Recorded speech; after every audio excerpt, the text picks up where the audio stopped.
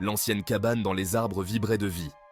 Ces plateformes de bois, reliées par des ponts de cordes oscillants, étaient toutes baignées d'une lumière tachetée. À ses côtés, sa petite fille, Yaolé, sautillait avec la curiosité de la jeunesse. Grand-mère, regarde, qu'est-ce que c'est? C'est un goût relique d'argent blanc, une bête rare et puissante. L'orbe d'argent pulsait d'une lumière intérieure, sa surface gravée de runes complexes. Le gu relique d'argent blanc était un prix recherché par les maîtres gus de tout rang. On dit que le gu relique d'argent blanc peut même augmenter la puissance de certains vergus. Grand-mère, allons-nous l'acheter? Hélas, mon enfant, de tels trésors sont souvent hors de notre portée. Le monde des maîtres gus était un monde de lutte constante, de recherche d'un pouvoir toujours plus grand. Mais viens, il y a un autre vergu qui a attiré mon attention. Les yeux de Chiliane s'écarquillèrent. Elle avait été témoin de visu des efforts que les maîtres gus étaient prêts à déployer pour acquérir un puissant vergu. Gu Yue Yaoji conduisit sa petite fille à travers la foule. Estimable aîné Gu Yue, votre présence honore mon humble étal. Ah, maître Winchong, vos marchandises sont toujours aussi attrayantes. Et que puis-je vous demander? Est-ce ce petit compagnon? Ceci, ma chère, est un verre à alcool, un spécimen rare et précieux. Un arôme fruité et piquant émanait des peaux, d'une douceur enivrante et séduisante. Une créature vraiment remarquable. Le verre à alcool pouvait fermenter des fruits ordinaires en boissons alcoolisées puissantes. Et quel est, si je puis me permettre, le prix d'un tel trésor? Je le prends. Une voix bourrue se fit entendre, coupant court à la conversation. Gu Yue Yaoji se retourna, reconnaissant l'orateur comme un maître gu rival. L'homme jeta une lourde bourse de pierres primitives sur le comptoir. Gu Yue Yaoji regarda avec déception le maître gu rival acheter le verre à alcool. Invisible dans la foule animée, Fang Yuan observait la transaction. Je suivais ses mouvements depuis des semaines. Il avait un plan de secours, risqué, mais qui pourrait porter ses fruits. La rumeur courait que le maître Gu en question résidait dans une chambre cachée au cœur de l'arbre ancien. Fang Yuan s'enfonça dans les profondeurs labyrinthiques de la cabane dans les arbres. L'air se chargea de l'odeur de la terre humide et des épices exotiques.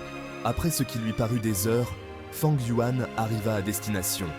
Une lourde porte en bois, dont la surface était sculptée de symboles étranges, lui barrait le passage. De l'intérieur, il pouvait entendre le faible chant des insectes et le murmure d'une voix. Prenant une profonde inspiration, Fang Yuan frappa brusquement à la porte. Il savait que ce moment pourrait changer sa vie, et chaque seconde semblait s'étirer à l'infini. Le battement de son cœur résonnait dans ses oreilles, mais il se força à rester calme. Sur un tabouret bas était assise une vieille femme, les yeux aussi perçants que des éclats de glace. Elle semblait avoir vécu des siècles, chaque ride sur son visage racontant une histoire de sagesse et de mystère. Salutations, aîné, dit Fang Yuan en s'inclinant respectueusement. Il savait que le respect était essentiel dans ces situations, surtout face à quelqu'un d'aussi énigmatique. Je recherche un trésor rare, un trésor que vous possédez peut-être. Sa voix était empreinte d'une détermination inébranlable, mais aussi d'une pointe de supplication. Beaucoup recherchent des trésors rares, jeune homme.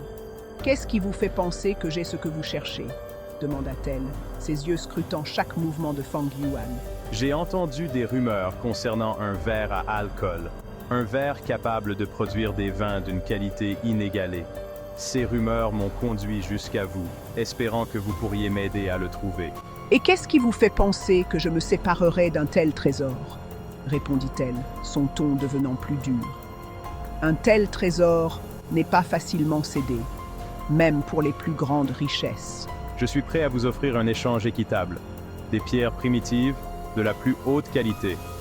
Fang Yuan sortit une petite bourse de sa poche, révélant des pierres précieuses qui scintillaient sous la lumière. Le regard de la vieille femme se posa sur la bourse, ses yeux brillants d'avarice. Elle savait que ces pierres avaient une valeur inestimable, mais elle hésitait encore. Fang Yuan pouvait sentir la tension dans l'air. Chaque seconde passant semblait une éternité. Finalement, elle prit une profonde inspiration et dit « Peut-être pouvons-nous trouver un accord ?» Le cœur de Fang Yuan bondit d'espoir, sachant que son rêve était à portée de main. D'un geste de la main, la vieille femme fit signe à Fang Yuan de s'approcher. Très bien, le verre à alcool est à vous.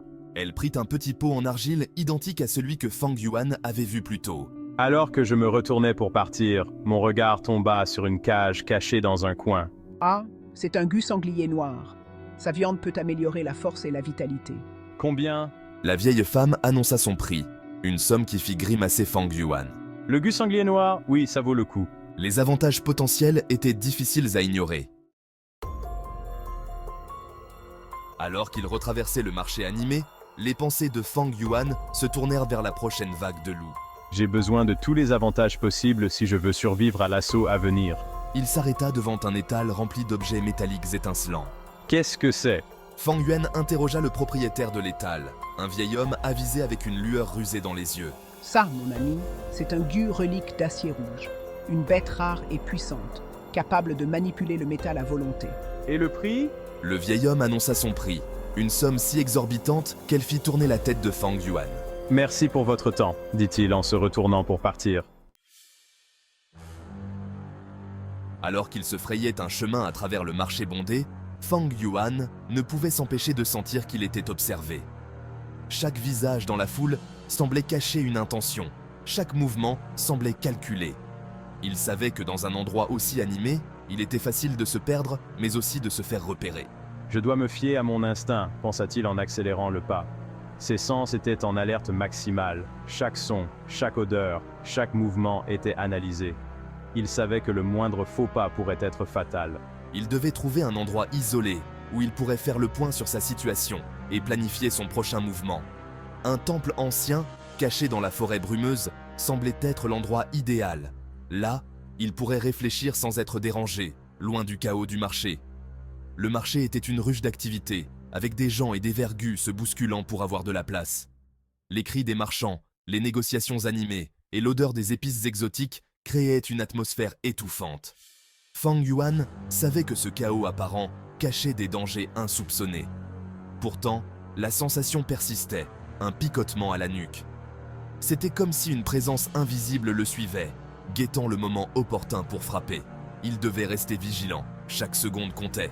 La vague de loups est un défi, un test de mes compétences et de ma détermination. Chaque combat est une leçon, chaque victoire une étape vers la maîtrise. Je dois rester concentré, utiliser chaque ressource à ma disposition. Il devait se préparer, acquérir les vergus et les ressources nécessaires pour assurer sa survie. Les vergus étaient essentiels, non seulement pour ses combats, mais aussi pour sa propre évolution. Chaque ver avait des propriétés uniques, et il devait choisir avec soin. Je ferai face à la tempête qui s'annonce.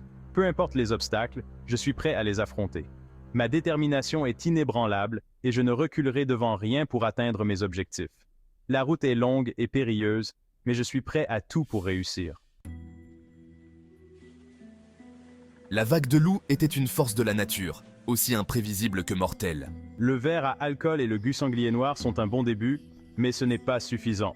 L'esprit de Fang Yuan s'emballa, passant en revue sa connaissance des vergus. Je dois en savoir plus. Si une telle créature existe vraiment, elle pourrait être la clé de la survie face à la vague de loups. Il avait entendu des rumeurs sur un vergu légendaire, une créature d'une puissance immense.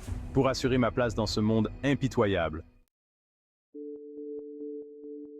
Alors que le soleil commençait sa descente, projetant de longues ombres sur le marché de la cabane dans les arbres, Fang Yuan se retrouva attiré par un coin isolé.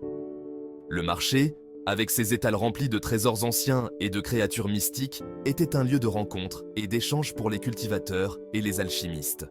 Les couleurs chaudes du crépuscule ajoutaient une touche de magie à l'atmosphère déjà envoûtante. « Bien, voyons voir », murmura-t-il en récupérant le pot en argile contenant le verre à alcool. Ce verre, petit mais puissant, était connu pour sa capacité à transformer les fruits et les céréales en vin spirituel d'une grande puissance. Fang Yuan savait que maîtriser cette créature pourrait lui donner un avantage considérable dans ses quêtes futures. Le verre à alcool, avec sa capacité à produire des vins puissants, sera inestimable pour améliorer ma cultivation et renforcer ma force. Il imaginait déjà les nombreuses combinaisons de fruits et de céréales qu'il pourrait essayer, chaque mélange promettant des résultats uniques et potentiellement révolutionnaires pour sa cultivation. Je dois faire des essais avec différents fruits et céréales. Peut-être que les baies de la forêt noire ou les grains dorés des champs lointains donneraient des résultats intéressants. Chaque ingrédient avait ses propres propriétés et Fang Yuan était déterminé à les explorer toutes. Ensuite, il lui faudrait trouver un endroit approprié pour loger le gu sanglier noir. Cette créature, redoutable et puissante, nécessitait un environnement spécifique pour prospérer. Fang Yuan savait que la forêt sombre, avec son aura mystique, pourrait être l'endroit idéal. Je dois être prudent. Chaque décision, chaque mouvement devait être calculé avec soin. La moindre erreur pourrait être fatale, surtout avec la vague de loups qui approchait. La vague de loups est un défi, un test de mes compétences et de ma détermination. Ces créatures, féroces et implacables, mettraient à l'épreuve tout ce qu'il avait appris jusqu'à présent. Mais Fang Yuan était prêt. Il avait passé des années à s'entraîner, à perfectionner ses techniques, et il savait que ce moment serait crucial pour son avenir. Le marché de la cabane dans les arbres, baigné par la lumière dorée du soleil couchant, semblait vibrer d'une énergie invisible. Les murmures des anciens sages, les rires des enfants et les discussions animées des marchands créaient une symphonie de sons qui résonnait dans l'air. C'était un lieu de mystère et de magie, où chaque coin pouvait cacher une nouvelle découverte. Fang Yuan, sa silhouette solitaire se découpant sur la lumière mourante, se tenait prêt à affronter ce que le destin lui réservait. Il savait que les jours à venir seraient remplis de défis et de dangers, mais il était déterminé à les surmonter. Avec le verre à alcool et le gu sanglier noir à ses côtés, il sentait que rien ne pourrait l'arrêter. Le calme avant la tempête était trompeur, mais Fang Yuan était prêt à embrasser la tempête avec courage et détermination.